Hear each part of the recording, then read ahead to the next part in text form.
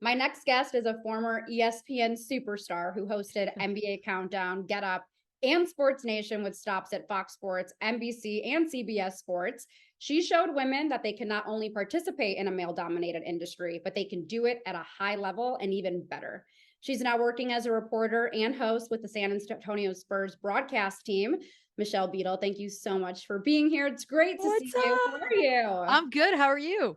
I'm doing great. I know we've been trying to set this up now for quite some time. You're I kind know. of tough to get a hold of. You know what it is? I feel like I've gone where I used to when I started my career, I did like 1,000 different jobs. So it's sort of well, A, you have to when you're first starting out, but now it's more like I want to do it. So now it's weird. It's like you wouldn't think I'm that busy, but I think the juggling of the different gigs is it's interesting. I kind of love it though. It's like I feel alive again. Yeah, it's a lot. It's difficult, but if you're doing what you love, like you've Yep. said in the past, it's like you're not even working. No, it's just I mean, good lord, I get to talk about basketball and sports, like, to complain about that would make me such a jerk. I would Yeah, I never. mean, it's fine. I missed you for that long period of time that you were out. Yes. I know I reached out to you at some point, I think in 2020. I'm like, I miss you. Hope you're doing well. Ah, That kind of thing.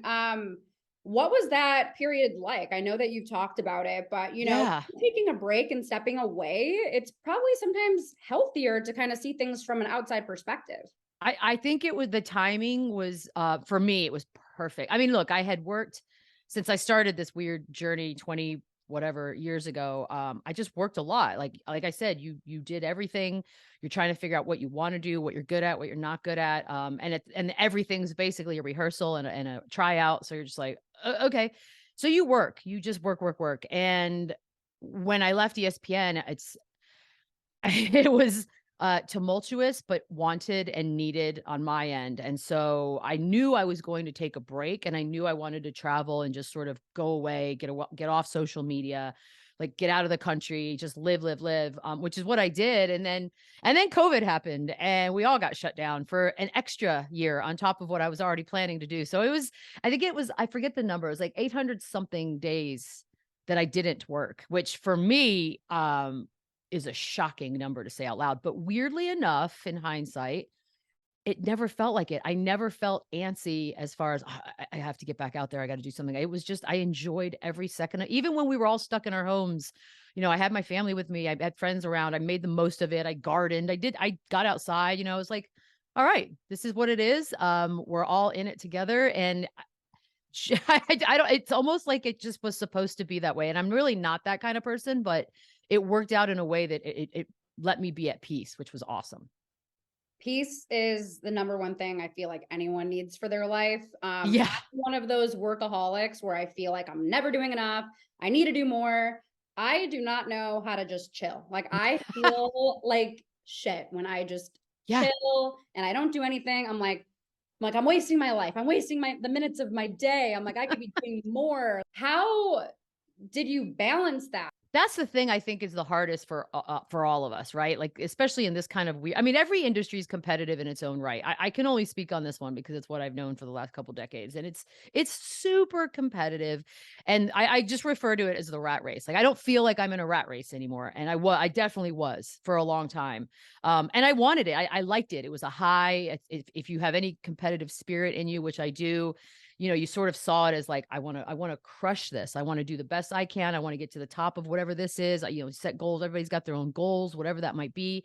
And so in doing that, it's hard to feel ever sort of content because when you constantly are thinking, what's next, what's best, what's at the top, what do I have left to do? Then there is no time to just sort of rest and you can't. It's just almost like the two things are opposing forces. So it's really hard to get to a place I think, to get to a place where you can embrace them both. I think for everybody, it's different. I don't know, we all have our different priorities. For some, it's the idea that they wanna settle down and have a family, like, that kicks in at some point for a lot of people, and that might be the driving force. For me, it was just sort of my happiness was more important than sort of everything else that I had been putting ahead. I mean, look, I always had a bit of a personal life, but I was really, really comfortable in foregoing it for a really, really long time because for me, my career was everything. And I found sort of the things I needed, whether it be personal relationships, friendships, whatever. Everything was all centered around work in one way or another, with the exception of like my two best friends. Those were always there for the last however long. And I think when you kind of convince yourself that you're getting everything you need from one place, it's very easy to just dive right into work and not worry about settling and resting or any of that. You'll get there. I always tell like young people now when they ask me, I'm like, I can't tell you when it will happen, but it will. And it's going to be different for you than it was for me. And when you get there, it'll be just like a breath of fresh air. You realize like if your bills are paid and you can chill a little bit, try to do that. And I get the stress of like, everybody's got rent, mortgage, bills, whatever. But if you can get to a place where you're okay on those things, just take a minute. You will not regret it. So you've been in this industry, I think I read since 1997, which is a super Yeah. long, 25 years, which is Yeah. just incredible. And the thing that I loved about you is that you are just so natural and you're just yourself. And I did speak with one of your former coworkers. Hmm. I happen to consider a dear friend, Amin Al Hassan, Oh, and love. love him. He I mean, lives I out hate him. here. I hate him. Sorry, I don't want to be here. Um, Like, he's the best. He lives out here. I see him from time to time, but he told me that you are one of the best in the industry at what you do, and you don't even really need to prepare before you go into it. Like you are just so natural. Like you have a quick wit about you. You don't even really need to read notes. You just kind of go in and like you're ready to go. Where does that come from? I think it's because it's, especially when we're talking NBA, I'm watching NBA anyways. Like I'm consuming it just like any other fan would be. I'm listening to sports talk radio all day. It's the input is all around me. So I've never been, this goes back to school. I'm a procrastinator by nature and a crammer as a test taker. So it's like I sort of when I love something, it's not work. I mean, it's not homework. I already know this because it's what I would be talking about with friends. It's what I would go to a bar, watch a game, and talk about with people that are around. So to me, what is probably considered homework to some is just what I love anyways. And so that's why it's probably always been that way. Like I've had people kind of be dicks about it, like, oh, you don't have to do this. I was like, look, preparing is very different from one person to another. For me, television is it's pretty easy. Like it's a seamless form of media, and I think as long as you feel comfortable in the subject matter and sort of who you are in front of a camera, it shouldn't feel like stressful. Like I'm not delivering the news. Like I'm not doing reports on Putin and what he's up to. That's a different story. Like that would take a lot of preparation on my part because these are not in my wheelhouse.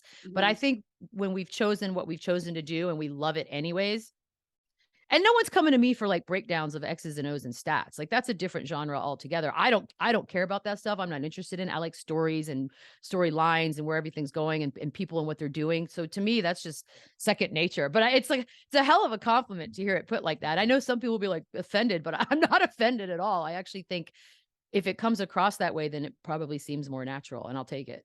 It's very natural. I mean, I've been able to see it live in action. I also read something about you struggling at one point and being authentic.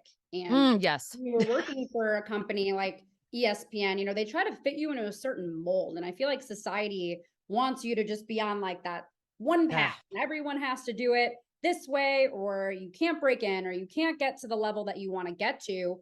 How difficult was that for you? And how did you finally break away from that? I had actually met with ESPN years before I ultimately ended up there. So I went there in 2009 to work on Sports Nation. So I must have gone there, I would say like '05 maybe. And it was just the same generic sort of meeting that all of us have probably had at one time or another. Is like I was on the East Coast anyways. So my agent at the time was like, can you get to Bristol for a few hours today? Blah, blah, blah. I'm like, yeah, sure. And you just kind of have like a sit down talk with it was a couple guys that aren't there anymore, executives, and it was so stuffy and uncomfortable, and I was just like, "Ugh, okay, well, I don't even know if I'm cut out for this." And at that point, it was so early in my career anyways that I just whatever. Like you're told ESPN is the holy grail, but because none of this was planned and I had zero goals as far as television was concerned at the time, it didn't matter. To me, it was just another meeting.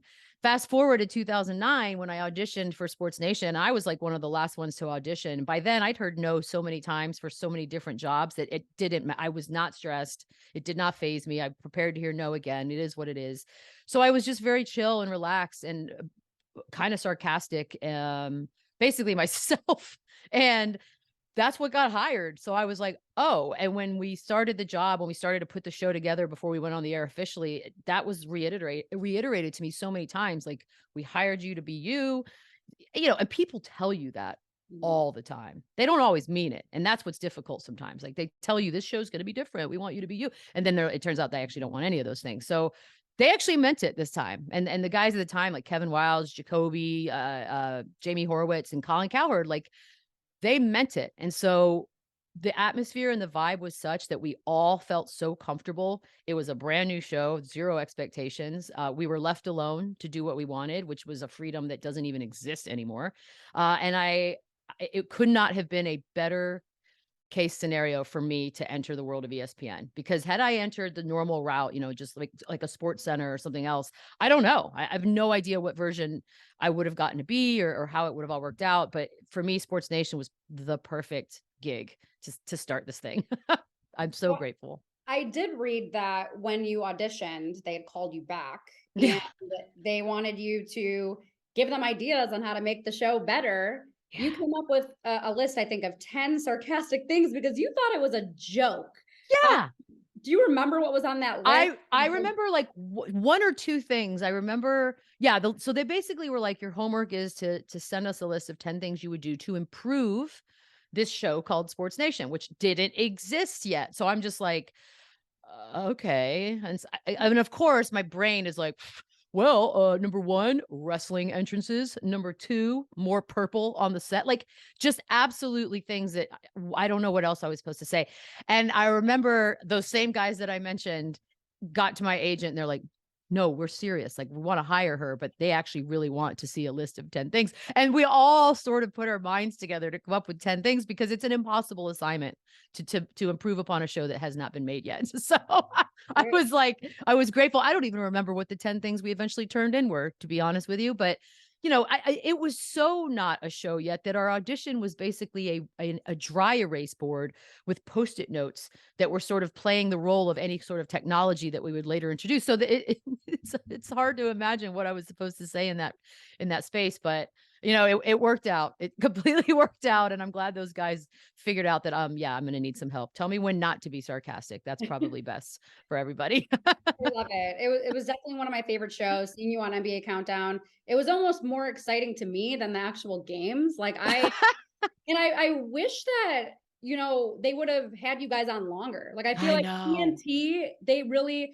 allow people to, build that camaraderie and Yep. that comfort level. You get to really see the personalities of the people on the show. And I feel like with ESPN, it's like you have 10 minutes or less Oh, and you're done. if.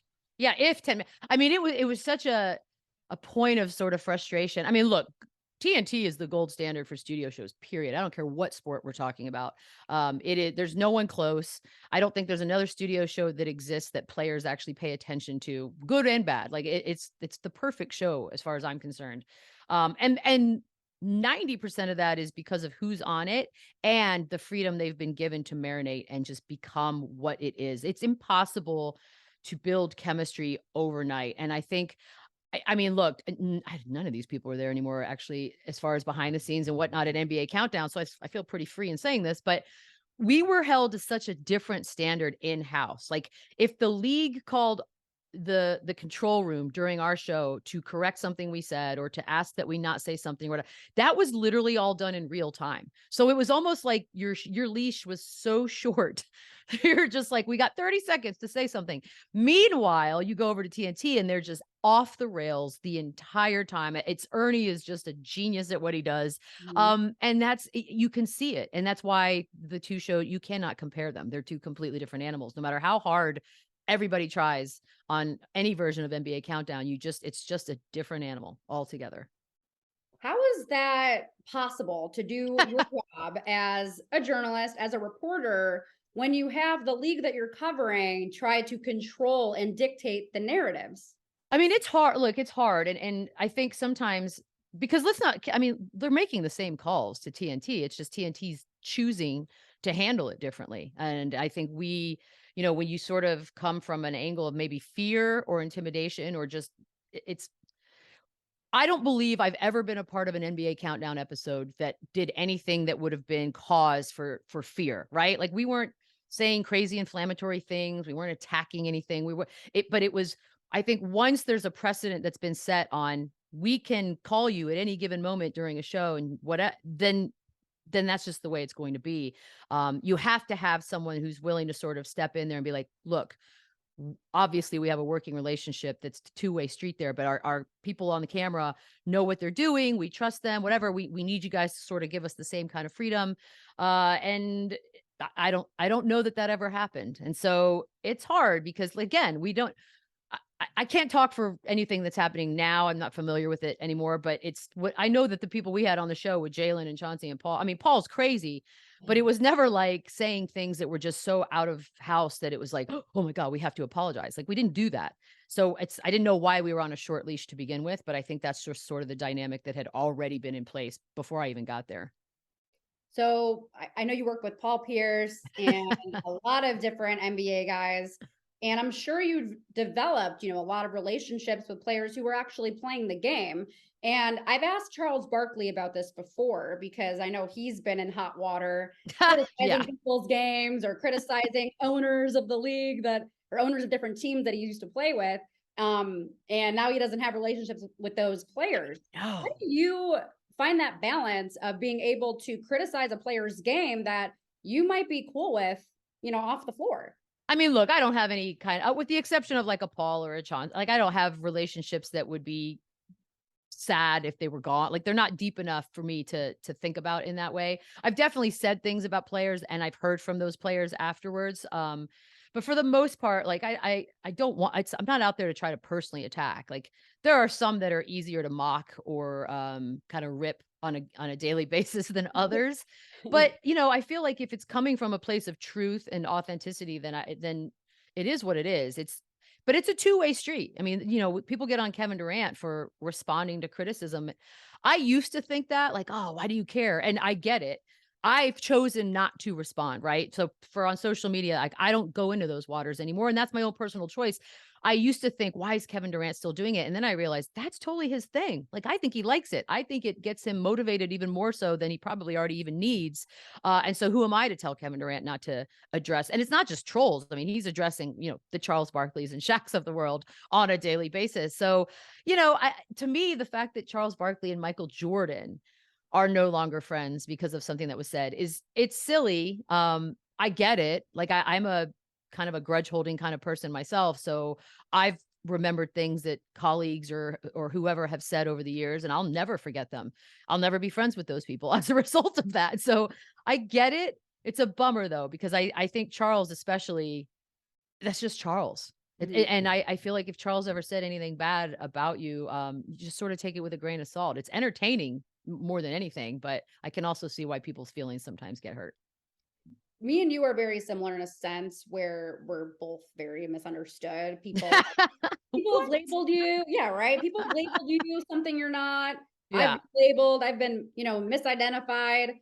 How do you go about silencing the noise and just not giving a shit anymore?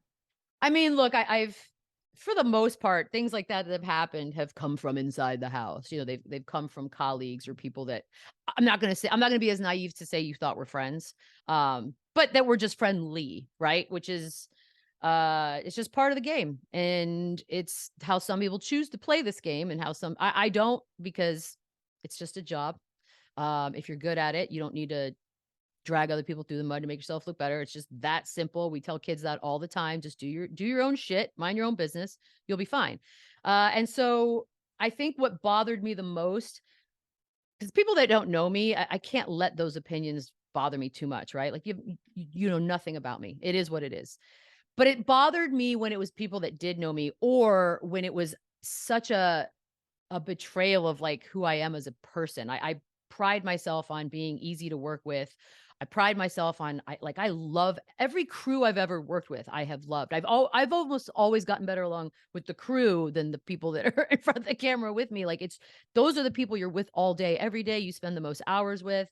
My only issues in this world has been I'm not always great with suits. Like I tend to, maybe that's where the authority thing comes in.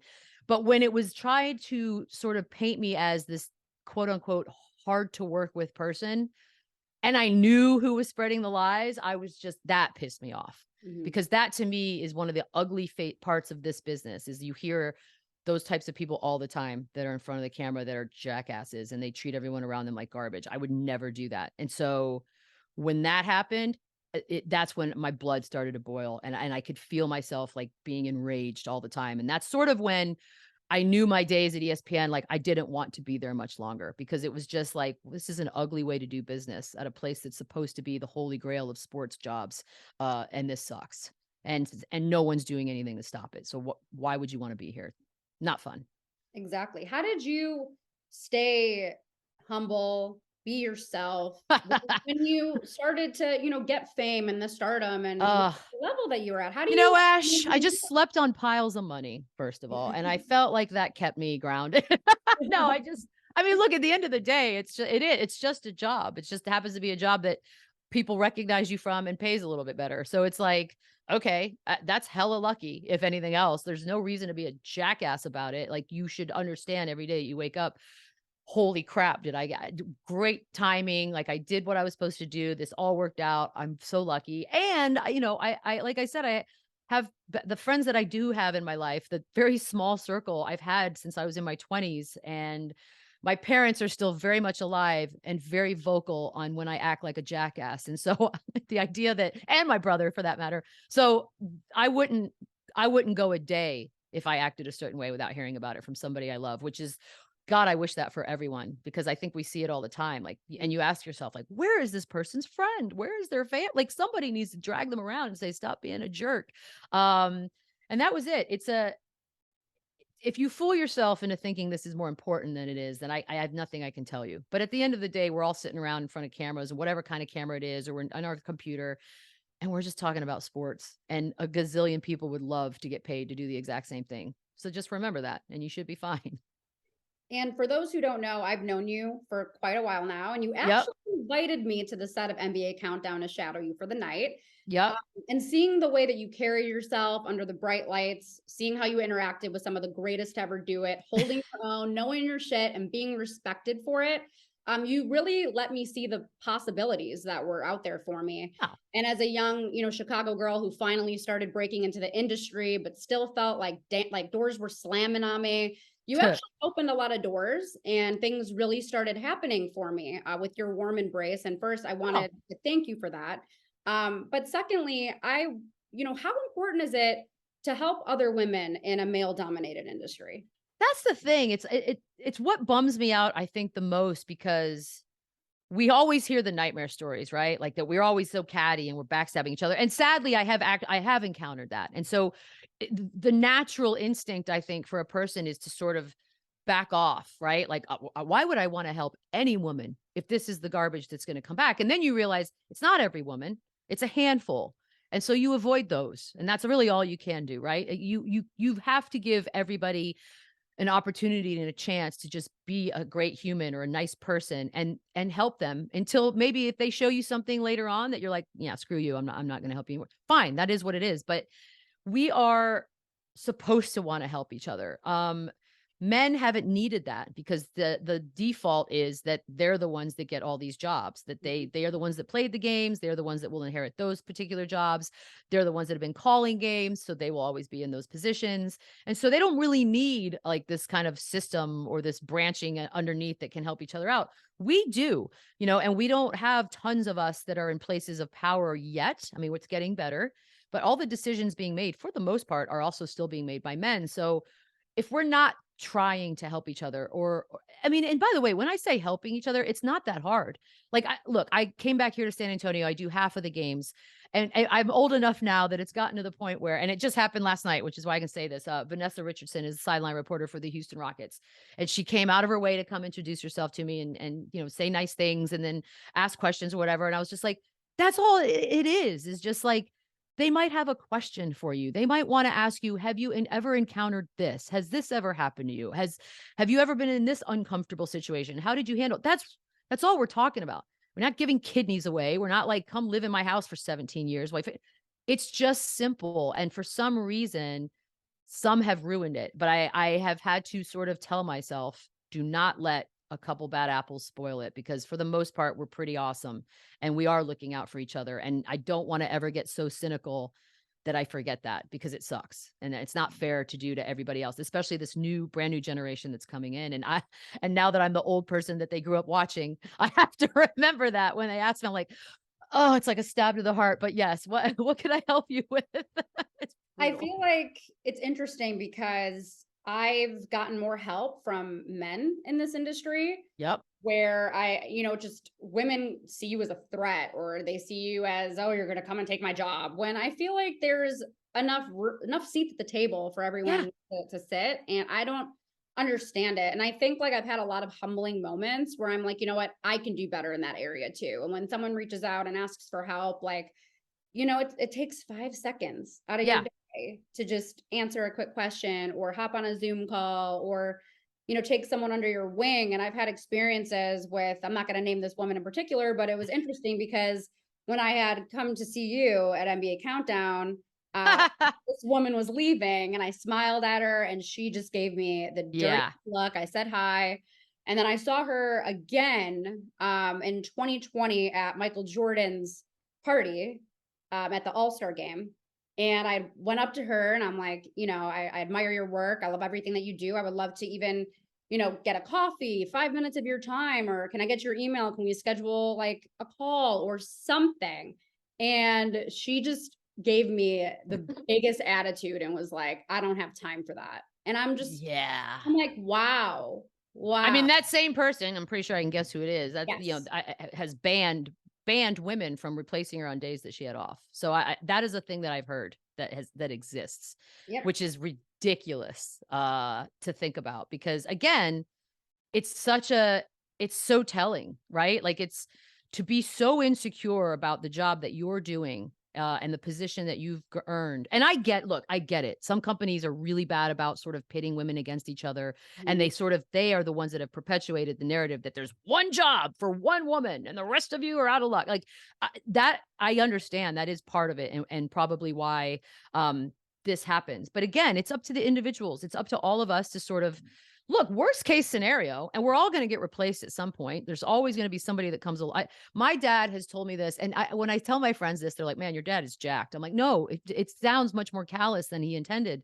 We're also not warm and fuzzy people. But that being said, he always used to say there was always going to be someone smarter, prettier, taller, skinnier, richer, all of those things, right? And you're like, Jesus, what parent tells their kid that? And I was like, a good one, because who gives a shit? Like, if you sit there and you just worry about everyone that's behind you that's coming, oh my God, you don't even get to enjoy the ride. And so one day there will be no jobs for I will retire. It will be what it is. And I will love every second of my travels across the globe. Mhm. But I'm not too worried about it. And it bums me out when I hear stories like that. And there are a few of those. And eh, they're like they're pretty prominent women in this business that have been guilty of doing that. And it's just hey, you gotta live with yourself. So I guess at the end of the day, if they're good with it, they're good with it. But my biggest flaw is I'm so bad at like returning an email. Like I'll do the initial email, da, da, da, and then I'm like, oh my God, it's been like 6 weeks and I haven't. That's my biggest flaw. And that has nothing to do with women or men. That's just me being a shitty person when it comes to like returning things. So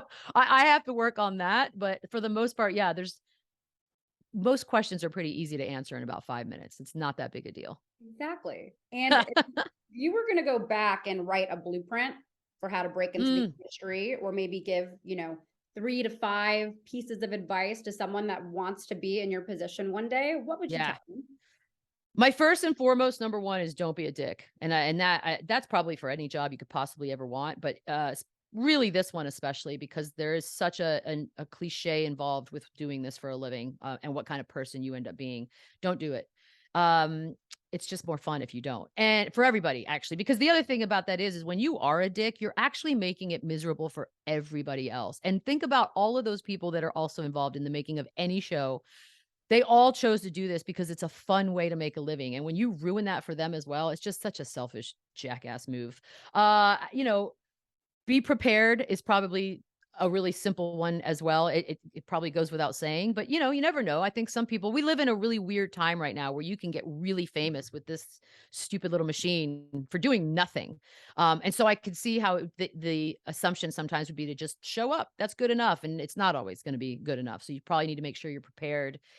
Try everything once. You just never know what you may end up loving that you didn't even consider. I think a lot of young people go into this sort of career where you have this a 5-year plan and a 10-year. I can promise you it's not going to turn out that way because my 5, 10, 15-year plans had nothing to do with sports or television. So here we are. Yeah. And I would say that those are the three. Like be flexible, be easy to adapt.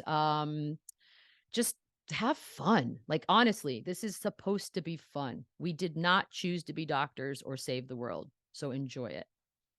How did you go about finding work-life balance? I know we discussed that work was your everything. How Shoot. did you even manage dating? I feel like Uh, it's so hard when you're surrounded by Not top well. tier athletes, you're surrounded by men. Like Yep. trying to find a guy that's not insecure about that. Like, how did you navigate that?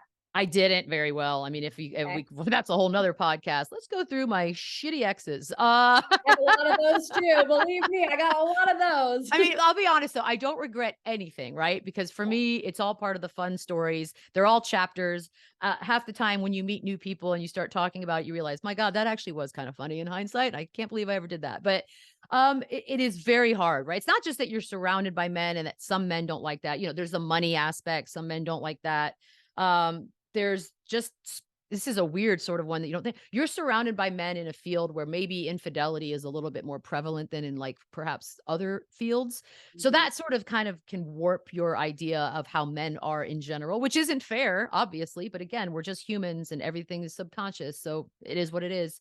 And I'm still figuring that out, right? Like even right now, I have to make sure I prioritize. Like if I meet someone and I like them and we live in different cities, then now I have to prioritize that. I have to make time to travel. I have to, I'm blessed though, and a lot of us are, that we can do this shit from wherever we are. Like I can literally take this computer and I can leave tomorrow and I can do all my FanDuel shows from wherever it is I decide to set up. So that helps sort of balance a little bit more of our personal lives and give us an opportunity because I'm not beholden to a studio and I can't leave. But you have to want it. And I think I kind of finally want it, but yeah, it's hard. It's not easy. I don't think it's easy for anyone, but I think especially women a lot in this one, it becomes a lot harder because a lot of men in this world, they're already married. They already have their work-life balance. It's done.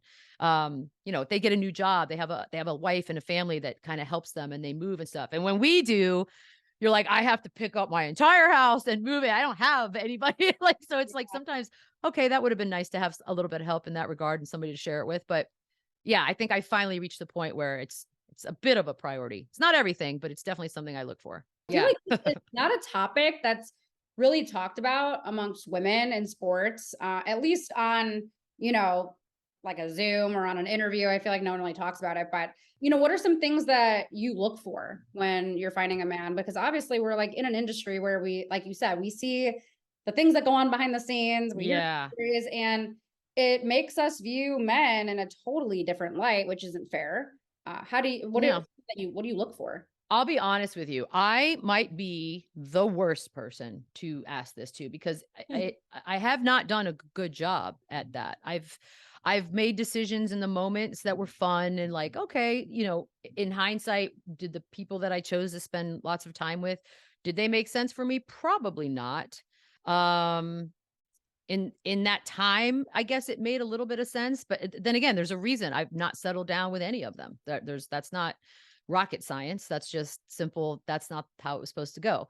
So it's funny. It's like none of them really kind of make sense as far as there's not an underlying theme amongst them. I mean, my thing is everything I say I'm about to say has not been what I've done, and that's what makes this a very confusing topic for me because it's like I think I know what I'm supposed to do or want or look for, and then I haven't really gone that route. It's very confusing messages.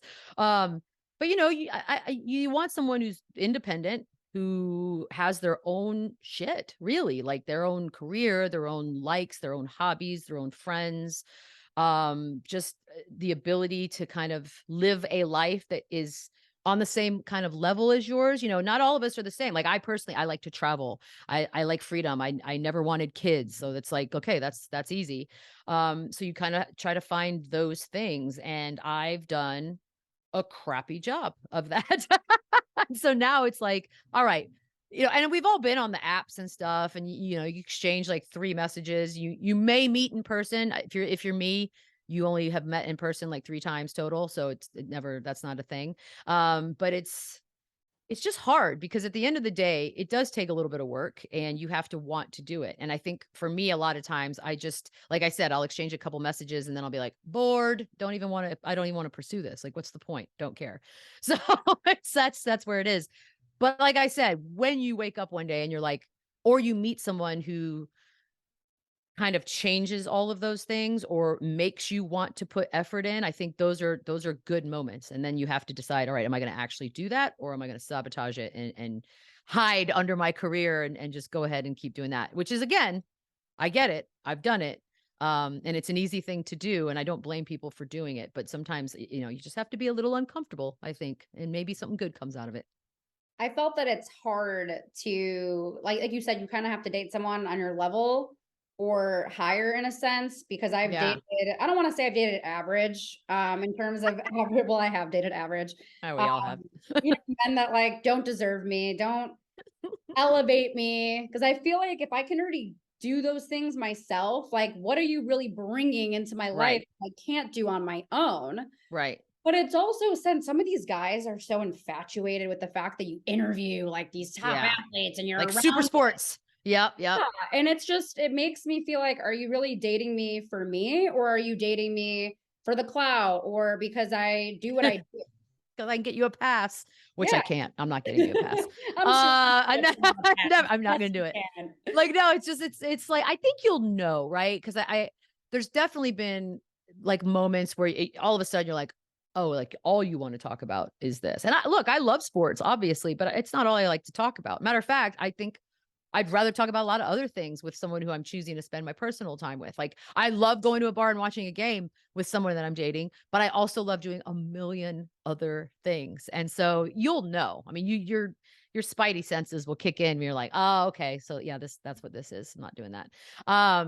But yeah. And look, people are like, oh, who do you think you are? Well, look, we all want to date someone who's sort of on the same vibe, right? Like that's not, we're not asking for the world. It's just the same things that I like to do. Like they should also want to like that and to be stimulated, like not like that's a big deal to me. If you can make me genuinely laugh or like think, that's huge. That's bigger than most things. And so, yeah, it's a roller coaster ride. But again, I don't have any regrets. Like I feel like this is all leads to something or will lead to something or is leading to something, and everything along the way is a funny little chapter with stories that are just ridiculously stupid that I enjoy telling now in hindsight. Yes.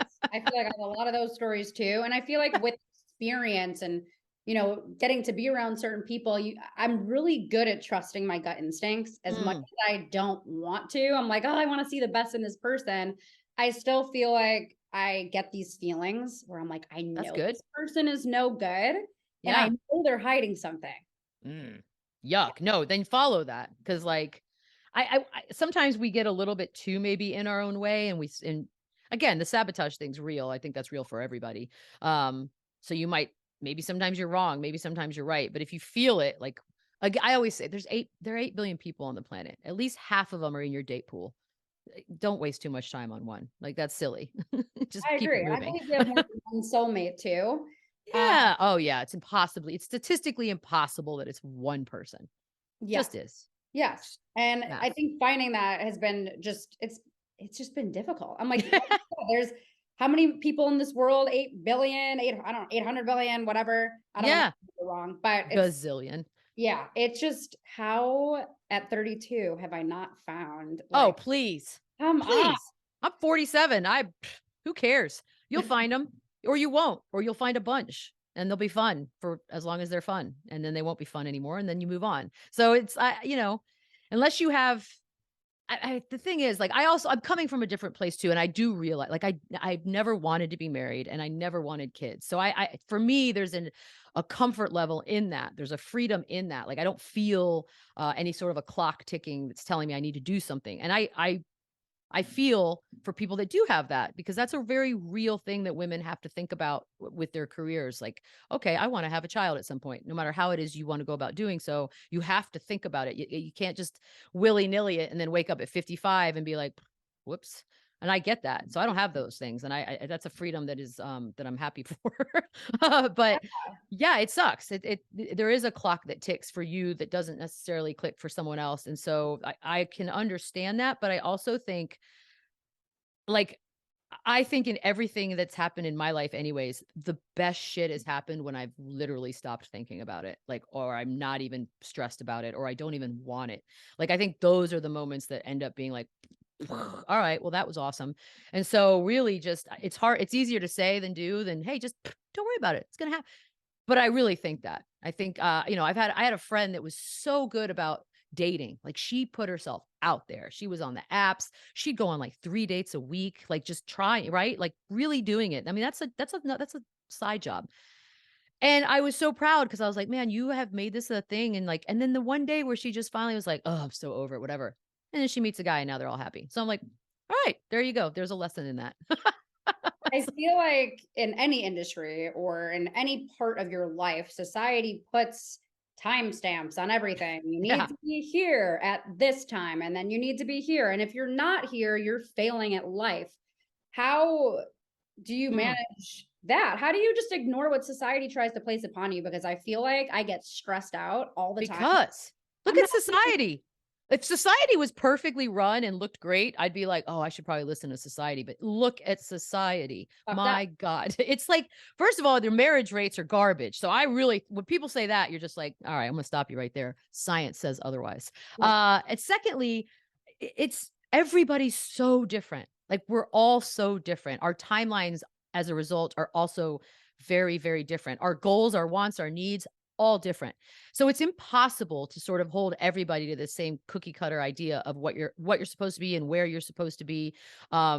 It's geographically, we're all so different. Like, I'm here in Texas now, where everyone I went to high school with pretty much got married right out of college and had kids. Okay. But then I lived in New York City for 13 years, where everybody was not getting married and having kids anytime soon whatsoever, which is a better way to do it. But it is what it is. And so I, like, who am I to tell anybody anything? But then again, as a sign of respect mutually back, who are you to tell me anything? And to me, that's it. The only people that I feel for in that regard are the ones that have, like, parents that are overbearing. Like, when are you going to get married?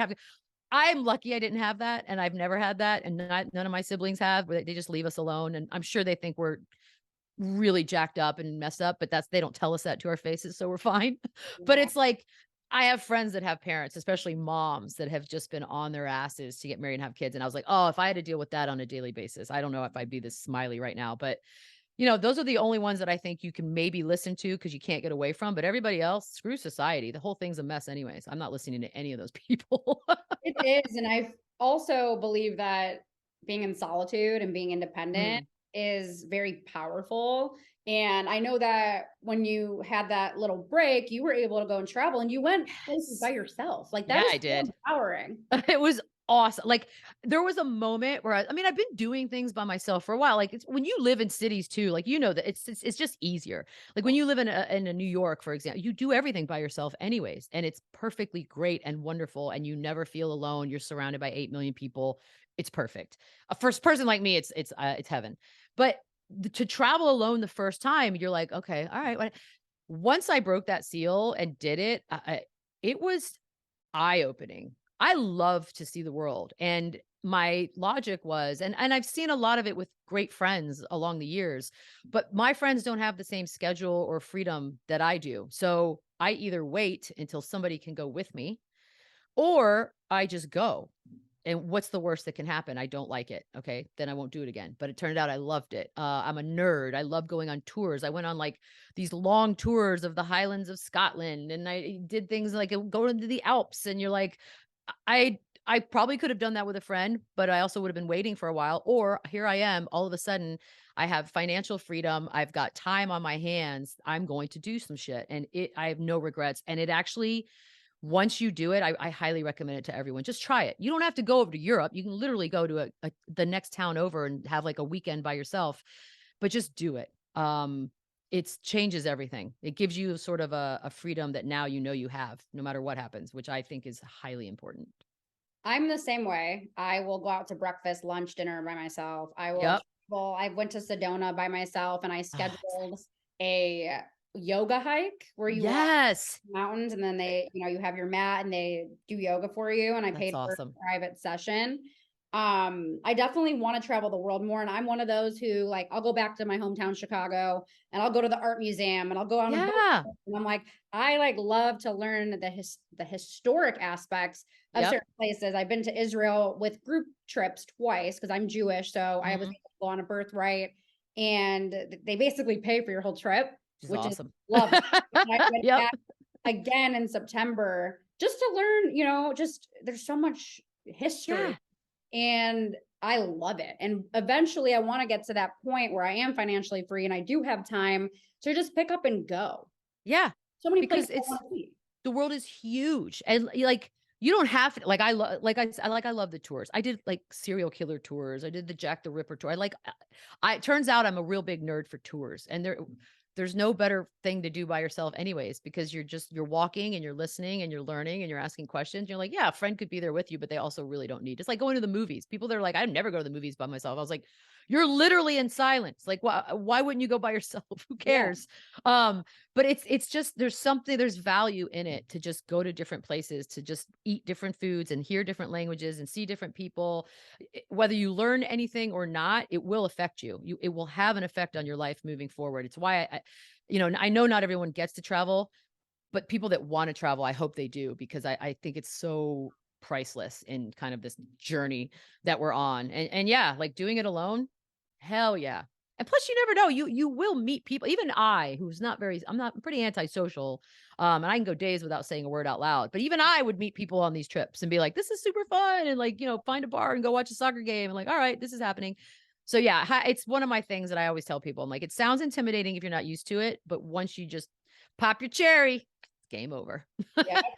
Never go back. Never go back. What's your favorite place you've ever been to? I know, weren't you originally born in Italy? Yeah, I was born in Rome. So my mom, before COVID, my mom would split time, half here, half there. I grew up summers, we would get to go to Europe, not because we're some rich kids, but because that's where my family was. So it's like anybody else that would go see their grandma over the summer. That's what we did. Just happens to be in an awesome place. So we're very lucky in that regard. And, it was funny. It wasn't a trip that I did alone that is my favorite place, but it's Amalfi. And right before I got the NBA countdown stuff, I rented a place there for like 3 weeks, and it was just I got this lemon tattoo as a result of it. I'm Oh, obsessed wow. with it. Like it is, yeah, I would retire there. I would definitely retire there and do nothing but eat pasta and sit outside until I die. That's the goal. That sounds awesome. It's perfect. Or Yeah. or I mean, like be a boat captain. I'll find a job, some stupid little job that pays for food. That's it. is that where you want to like really end up? Like once you're done with everything? I mean, I do love Italy. I love the UK. Like the idea of I think that's because we've seen so many rom-coms that are like take places in little villages in Ireland. You're like, I'm gonna buy a bed and breakfast and retire in Ireland. Yeah. Like it's just I like the gloom of it. I like the ease with which you can move around. You're like, I can be in Spain today and I can be in Greece tomorrow, and it's not like I got to kill myself traveling. I just jump on a plane for a couple hours. So I love that. And it's just food. It's food. Is there a better way to spend life than And eating I feel like different the food? food is healthier. Yeah, it was all fresh. Like it's not a lot of ingredients. Like that's the thing. People, I mean, when I've tried to make meals, which is very seldom, but I'm like, I need 700,000 ingredients. And then I'll watch my mom who hated to cook, hates it actually. And it's 4 ingredients and it's better than anything I could even muster. So it's simple. The old countries, they have it right because they didn't grow up with a ton of money. So it was simple, cheap and delicious. How did you go about navigating America when you first I feel like I no was a one baby. asked you that. I Yeah, want to meet no. a baby. I mean, my mom is like she's the real story because she spoke no English and my dad spoke no Italian, which, put two and two together is disgusting if you think about how I got here. But it's like, Wait, they were not able to communicate? not really. My dad still can't speak Italian. It's been 50 years that they've been in each other's lives. Like Well, he cannot. what do they talk about? But dysfunction. Who knows? I don't know. It's not exactly the marriage I'm looking to have, but it's but they I don't know. They figured something out. It's almost like they're destined at this point to just die together because who else is taking either one of them? And I love them to death, both of them. But she just was some hippie and he was in the Navy and here I am. But it was such a cool thing to be able to do, like to have our family be in Italy. Cause what we would do is we would fly overseas. My mom was such a she's not a planner, but she's a badass. She took 3 little kids every single summer, basically, bought a Eurail pass. We would land in like a Frankfurt and we would look around and be like, I don't know, get on the train, go to the next town. If we liked it, we'd get out. We'd stay a couple days. Like just to think about even doing that now, and most people would just have some sort of like palpitations, but she did it and she did it a lot. And so it was cool to be able to get to see all that. And I do think it sort of molded me as like a person or how I hope to see the world. It's a big, big place. It's also small in a lot of ways, but there's a lot to see and do. And life is short, so do it. Get out I there. feel like you got some of that from her in a different sense to where you weren't even trying to break into sports when you No. got that job. And I feel as if you kind of went with the flow. You kind of Yeah. just let life come to you and were adventurous and said yes to things. Is that a fair Yeah, description? no, I don't know that I was consciously doing any of it. But it's look, at the end of it, it's always like, well, what's the worst that can happen? That's really, and it's legitimately like, well, I will hate it or I'll suck at it. If I suck at it, I'll just do better. And if I hate it, I'll do something else. So nothing is permanent. Nothing's forever. That's why I'm always like, yeah, do as many jobs as you possibly can. It may turn out that you like sports, love sports, but then you go into like some entertainment field and it turns out you love that more. So then, oh, okay, well, you would have never known that if you hadn't given it a shot. So to me, it's just nothing is forever. And don't worry about the stress of the time or anything like that. I got a late start in this career. I feel like I did fine. So don't do all that, right? Like it's not worth it. It should be fun. It's not always fun. I'm not stupid, but it should be mostly fun. Mhm. No, I agree. Do you have a favorite memory in the sports industry or a favorite coworker? Oh, man. Oh, god. Well, coworkers tough because I genuinely have loved so many. I mean, just even like Max, Marcellus, Colin, LZ, Amin. Like it was so Paul and Chauncey for me were we laughed so hard. And Paul was such a surprise because as a player, I was always like, ugh, I hate Paul Pierce. Yeah. And then they're like, we're gonna work with Paul Pierce. I was like, great. And it could not have been more fun, like a brother, like an actual relative is what it felt like half the time. And so it just, yeah, it's weird. I think there's been one person in this entire ride that I was teamed up with or paired up with that I didn't like. And anybody who's familiar with me knows that by now. And I don't even know where that person is at this point, which is great. So yeah, it's like, I've been lucky in that regard to have some really, really good people to work alongside me. I mean, as far as favorite memory, oh my God, I can't even. I mean, we did so much dumb shit on Sports Nation. Like we did college tours. We went on the road live, which was crazy. They shot me out of a cannon. Like no, quote unquote. But like it's like it's just dumb. We done dumb stuff that in hindsight I could have never ever even had a plan for. So it was the perfect ride. You know that after I went to NBA Countdown, Paul Pierce had an event that night and invited me to it. Yeah. Crazy. Oh God. At the hookah spot at his Of course it was the hookah spot. Of course.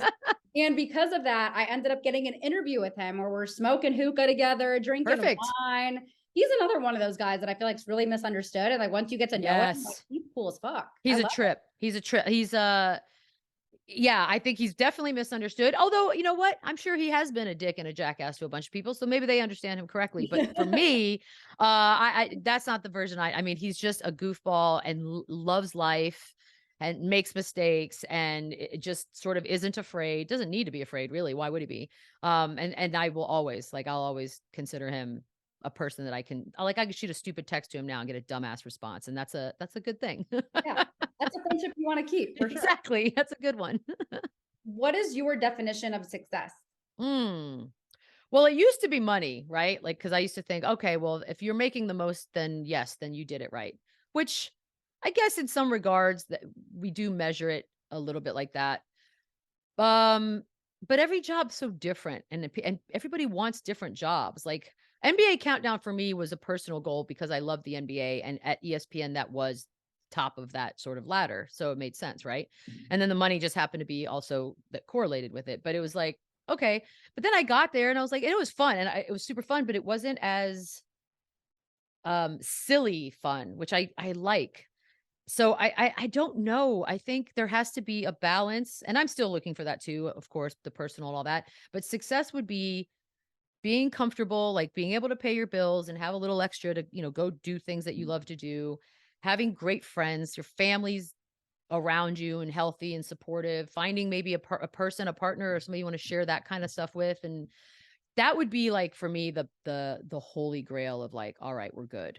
But I definitely there were times when I just was like, yeah, I'm good. I don't have stress in those parts of life that a lot of people do. So I'm grateful for that because I would definitely be a lot less fun to be around if I was stressed about a lot of things like that. So I for that I am actually very, very grateful. And do you set goals for yourself now? Not to do with work. I like I'm gonna take 6 hot yoga classes this week. Like I like those types of goals. I'm gonna not eat an entire pound of Reese's Pieces this week. That's a good goal. But they're they're ever changing and this last couple weeks just on a completely like very present level, it's just really been to do shit, to live. Like to fly somewhere to have dinner with someone that you might be interested in because that's how the only way these two people can connect and there's something there and you're like let's explore that. Old me would have been like who cares. If even if there was it's not gonna work out, what just negative shit. And so I feel like those are goals, is like I'm going to try to sort of embrace life a little more. Like you get like I'm 47 now, so the mortality thing you start to think about things like I don't know how much time I have left, and I can sit in my living room for the next however many years and just watch TV every night because it's easy and it takes zero effort on my part. But then I'm going to regret the hell out of all of that. So that's my goal now, is to kind of, even if I'm tired or I don't know, I don't feel like packing, like, no, I'm going to just do it. And that's big for me, actually. Even my best friend is like, what? So yeah, those are the goals at the moment. They could change in an hour, but for now, that's what's happening. I think being present in the moment is super important, and people tend to look so far ahead Oh of like, God, yeah. "I need to be here now, I need to do this now." But I think there's something very special about saying yes to things and Yeah. just living outside your comfort zone. I don't think you'll regret. That's the thing, is it's so cliche, and we've been preached this our entire lives about, well, nobody on their deathbed said, I wish I worked more. Yeah, I know. I get it. I get it. But it's saying that is like, it's a very sort of empty thing we say all the time. But yeah, that's true. Like worst case scenario, you get out of your comfort zone. It sucks. And then you do something else. I cannot stress that enough. None of it's permanent. Just do it. I'm Just in do that it. Somebody should put that as a logo. yeah, just oh yeah, right? Just do it. I I know, haven't it's heard just that so one cute. before. It's so creative. Right? I love it.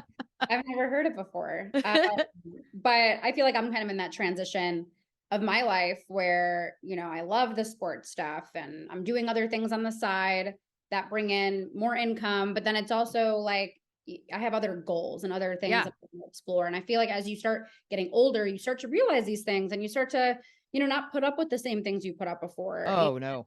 There's you just have a different mindset, Yeah. and mine's constantly like, okay, next step, what can I do better, where can I go next? And that's kind of where I've been at lately. Yeah. No, that's huge. It is it's a constant evolution. And like the mistake people make is like they think, oh, in your 20s, you're supposed to know all this. No, you're not going to know shit. And you may not know it for another 20 years, 30 Yeah. years. So, and that's okay. That's the thing. You can't be hard on yourself. All of this stuff is a process. Like everything is sort of a learning from each thing that goes badly, goes well. Like take from that what you can, figure it out on the next one, remember what happened, like those types of things. It's a weird, most of the time fun journey. Sometimes it sucks and it's heartbreaking, but it's like, okay, but nobody has all the answers. It's just you have to figure out what you like and what you want to do and what you're willing to put up with. That's a big thing too. It's like, what is your bar? What are you willing to compromise on? What won't you compromise on? Like these are all things that every single person has to figure out on their own. I cannot tell anyone that, and they cannot tell me that. It's the same thing. I totally agree. I have my set of boundaries. Yeah. Better not cross those boundaries. That's in, my professional and personal life. Yep. And I think it's important to stand by those because you're never going to find the right opportunity or the right person if you constantly keep sacrificing who you are. Which, by the way, and you will do, especially when people are younger. Like the things you'll do that you're like, look back on and go, man, I was so stupid. Like it's fine. Don't be ashamed of it. Every single person's done it. Like it's okay. A long list of regrets Yeah. that I've done that are so stupid. It's so stupid. I've been my worst and harshest critic of those things. And it's trying to bounce back from the pain that I've caused myself and the shame and the guilt and no. Yes. I'm like, why did I do that? Like, why am I so stupid? You're like, shit. Oh, well, it happened. What's next? That's all you can do. So I don't want to take up too much more of your time, but I do want to ask a couple basketball questions. Okay. Oh God. And okay. Me and you totally have that in common when it comes to the NBA. Oh, it's such a good season. It's kind of been insane. Yeah. I can't lie. It's pretty wide open. The East, the West, injuries, things happening. Do you have a clear cut teams for Eastern Conference Finals, Western Conference Finals, and who you think can win it all? I really, for the first time in a long time, like there have been years where you're like, all right, out of the West for sure, it's Golden State, right? And then maybe the East, we're like, I'm not sure. I genuinely, and this is what I love most about the season. I really don't know.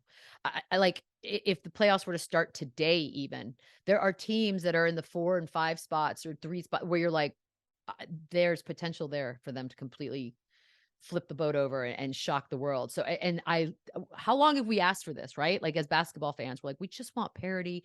I just want like fresh meat in the finals. Like I just want to see different teams, different looks, different everything. And I feel like now watch, I say all this and it'll be the Warriors and we're like, all right, whatever. You can't count them out. Which by the way, any other team that's played like the Warriors have played this season, coming off of a championship, we would have written off by now. And it's so that just is a testament to who they are that I have not I'm not even close to writing them off. Like I genuinely still feel like they'll figure it out. I love it. I love it. We've got Denver with all the pressure in the world to not just for Jokic, but as the team itself to like get over the hump. Boston has to figure something out because all expectations are on them. They started out so high. That's the one thing I think we all can agree on is like, just give us as few injuries as possible so that we can genuinely get what we all want. The best of the best come playoff time. Cause I'm stoked. I mean, we got Memphis who's doing everything they can to sabotage themselves right now. Can't wait to see how that plays out.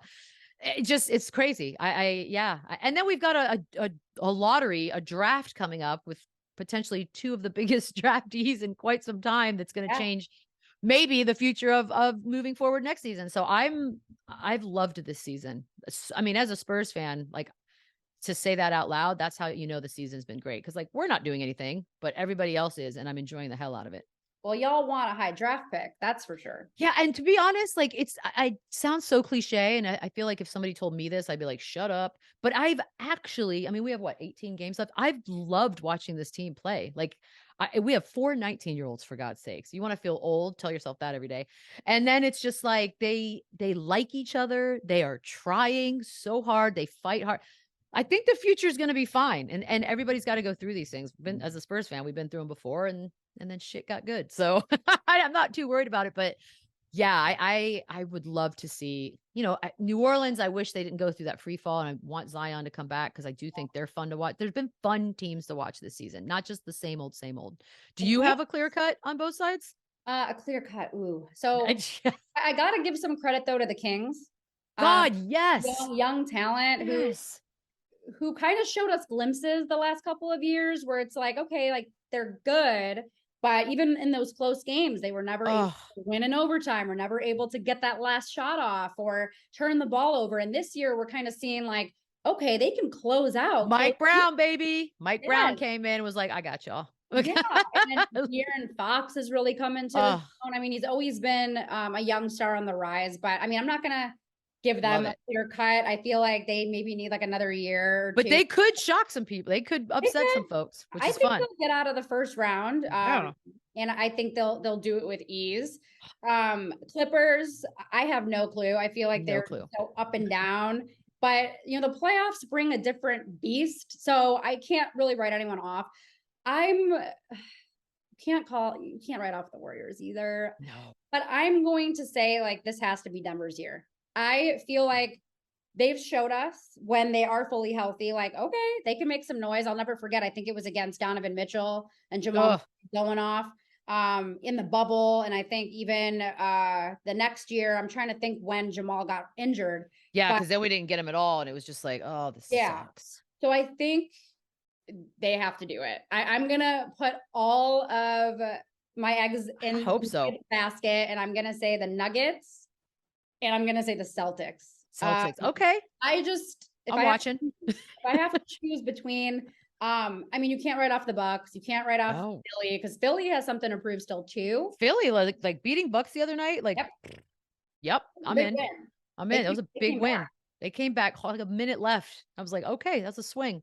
Yeah, you're right. No, and I the blatant disrespect for Jokic the last several weeks, I find myself pulling for him. I didn't have a horse in the race, and now I'm like, now I want him to win. I mean, enough's enough. Like he doesn't care about stats, and look at how he's been able to keep that team afloat with Jamal Murray and Michael Porter Jr. out. Because I covered them not this season, a lot the 2 seasons prior. Yeah, and that guy just wants to win games. Come on. The thing is you're stat padding if you're getting all the numbers for yourself and you're not winning games. Like, okay, right. Stat padding. What are they, like 24-0 when he has a triple double? And he gets his points in, 11 shots, played 28 minutes. I'm like, that's the opposite of stat padding. Not that's just hella efficient shots. Yeah, that's like someone we know. I don't know. I think there's some weird, deep-rooted shit when it comes to that I don't want to get into because it's not my place. But come on, man. Like the disrespect is enough. And I hope not just under his butt, because I don't think any of us doubt that the fire lit under Jokic's butt is hot. But I think his teammates as well, right? Like they're all playing well. And I think just to sort of I saw how well it worked for the Spurs to be disrespected on a yearly basis by the national media. So like use it and make it work for you. That's what I'm hoping. Jokic is MVP this year? I feel like this almost every year. Like you could definitely make the argument for several people, but it's just, again, like all the things we just talked about. It's like he's doing these things efficiently and his team is winning. So look, if you want to get mad that people gave him one a year ago or 2 years ago, and now all of a sudden it's going to be fine, do that. I don't care. Do whatever you want. But like, I don't have a problem with giving someone who's earned it an award. And if it happens to be 3 in a row, it happens to be 3 in a row. That's fine. And the NBA keeps changing the criteria every year. Right. And the names of the awards. So who cares? Yeah. It's like, at this point, it's just a matter of who's putting up historic numbers. Yeah. I enjoy him. I like him. I root for him. I'm a Jokic stan now. So I wish him the best. Love. And then real quick, we're just going to play a little game and then I'm going to go because again, this is telling me oh shit. Okay. Yep. It's so annoying. I like it. But I feel like I've definitely overstayed my welcome on this. Like way over an hour. Okay. So we're going to play start, bench, cut. Oh God. Okay. I'm sure you've played this before, seen people, do it on versions. Yep. So start, bench, cut. Kyrie Irving, Steph Curry, Damian Lillard. Oh my God. I'm going to start Steph, bench Damian, cut Kyrie. Strictly for drama, not for basketball. I think that's fair because he's going to play or when he's not going to play. Sorry. Devin Booker, James Harden, Donovan Mitchell. Oh, that one's tougher. Okay. I'm going to, Devin, Donovan, James. I'm going to start Devin, bench Donovan, and cut James. Only because I've seen James crumble in big moments, and that's all. And the other kids, like I'm still giving, like I think Devin's the future, so we're fine there. Yeah. Oh, I love it. I think Devin's a star, and I Yeah, don't think he's he gets enough and flowers. He I deserves know. the It's tulips, weirdly the quiet, but lilacs. He deserves all of it. that's another team that probably could win. Okay. Yeah.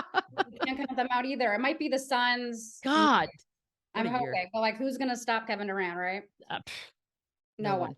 And then you're gonna have, if they are trying to stop Kevin Durant, that's gonna be Devin Booker. And Devin has 37. So you're good. Joel Embiid, Nikola Jokic, Giannis Antetokounmpo. Oh no, this is easily the hardest one. Okay. Oh God. Oh God. Oh God. Oh God. Okay, I'm gonna start Giannis. Oh my God. I'm gonna bench Jokic and cut Joel. That doesn't even sound right, but there's no good answer here. No, I can't. Yeah. that's tough. That's the hardest one, and it's not close. Yeah.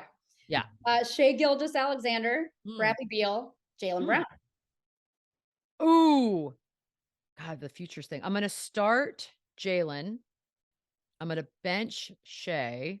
And I'm gonna cut Bradley Beal. That sounds weird to say out loud too. But I agree.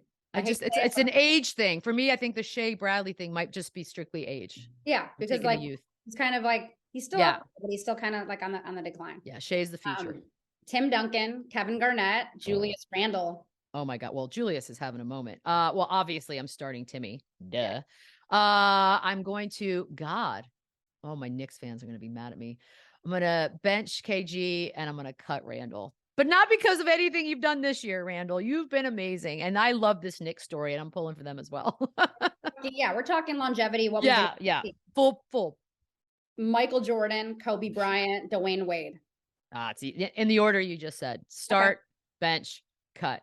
And I love Dwayne, but those are two. Yeah. Love him too. Come on. Magic Johnson, Allen Iverson, Steph Curry. Oh my God. Ooh, this is going to be like anti-historian. I'm going to start Steph. I'm going to bench Magic and I'm going to cut AI.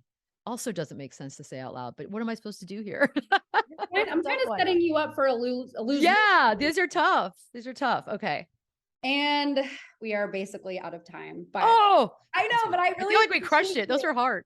I know, but I just want to say I really appreciate you and thank you so much for taking the time to talk to me. No, I'm glad we got this to work out. I was stoked to do this, so thank you for having me on. Thank you.